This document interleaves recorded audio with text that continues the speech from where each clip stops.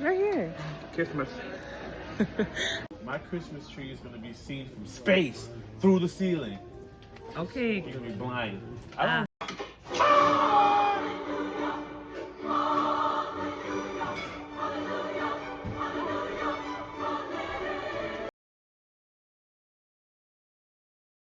This time of year always brings a certain kind of magic. The lights, the sparkle, the coziness. It awakens something childlike in all of us. But it also brings pressure. Pressure to buy more, to give more, to spend more, as if the meaning of Christmas could ever be measured by receipts. Somewhere along the way, enough stopped feeling like enough. And I've been thinking about how much that steals our peace, not just from our bank accounts, but from our minds. Because overconsumption doesn't just clutter our homes, it clutters our hearts. About, isn't it? That's what it's always been about.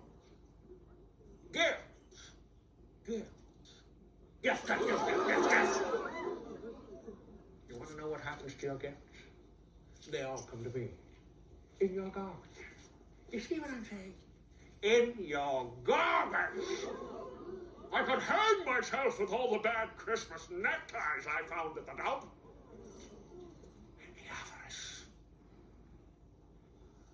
avarice never ends. I want gold cups, I want diamonds, I want a pony so I can ride it twice, get bored, and sell it to make glue. Look, I don't want to make waves, but this whole Christmas season is stupid, stupid, stupid.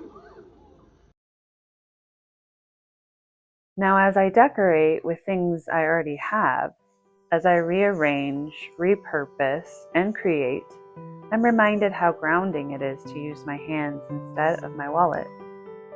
There's a different kind of joy that rises up when we make something instead of buying something. A quiet kind of joy, a peaceful kind of joy, the kind that doesn't demand perfection, just presence.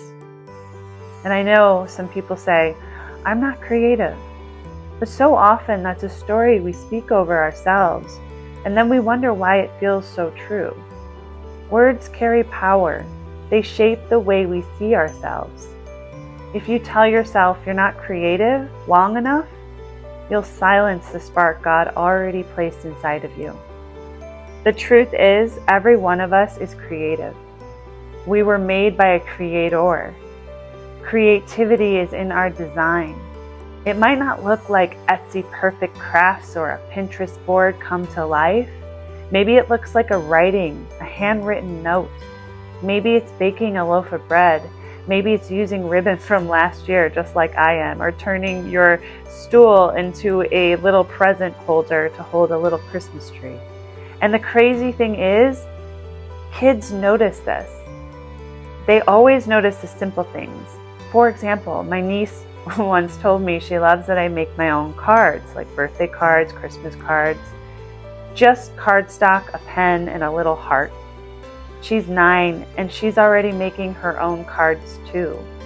Not because I told her to, but because creativity is contagious. Peace is contagious. Simplicity is contagious. And as I think about this season, we're celebrating Jesus, the birth of Jesus, I can't help but notice how upside down our traditions have become. We say, Jesus is the reason for the season. But then we exhaust ourselves trying to buy our way into a feeling. We go into debt honoring the one who came to make us free. We teach children to expect piles of gifts and then wonder why gratitude becomes harder to find.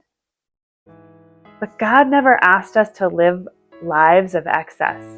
He never asked us to chase more things, more stuff, more comparison. He simply invites us to live in partnership with Him, with wisdom, with peace, with stewardship, to find joy in the simple, to love deeply, to give meaningfully, not mindlessly.